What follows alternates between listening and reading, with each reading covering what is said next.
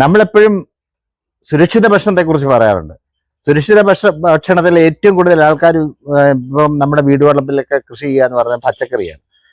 Grow ബാഗിലോ അല്ലെ വീട്ടുവളപ്പിലോ അടുക്കളത്തോട്ടം ഉണ്ടാക്കി കൃഷി ചെയ്യാണ്. പക്ഷേ നമ്മൾ ഒരു 10, 200, 300 ഗ്രാമ ഒരു ദിവസം പച്ചക്കറി കഴിക്കുന്നത്. അതേസമയം നമ്മൾ ഏറ്റവും കൂടുതൽ കഴിക്കുന്നത് കാർബോഹൈഡ്രേറ്റിന് വേണ്ടിയിട്ട് ചോറാണ്. മലയാളിയെ സംബന്ധിച്ച് കഞ്ഞി, ചോറ് തുടങ്ങിയ ഈ നെല്ലിന്റെ വിവിധ സാധനങ്ങളാണ് കഴിക്കുന്നത്. ഇപ്പൊ ഈ പുട്ടായാലും ഇഡ്ഡലി ആയാലും ദോശ ആയാലും ഒക്കെ അരിയുടെ വകഭേദങ്ങളാണ്.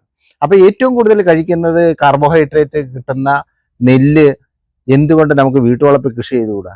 ദേ ചിറയൻകീഴിലെ ശ്രീകുമാരി എന്ന് പറയുന്ന ഒരു വീട്ടമ്മ വീട്ടാവശ്യത്തിന് വേണ്ടി അവരുടെ ടെറസിന്റെ മുകളിൽ ഏതാണ്ട് 10-80 ഗ്രോ ബാഗിൽ നെല്ല് കൃഷി ചെയ്തുകൊണ്ട് അവർക്ക് ആവശ്യമുള്ള അരി, 2-3 മാസത്തേക്ക് ആവശ്യമുള്ള അരി നമ്മുടെ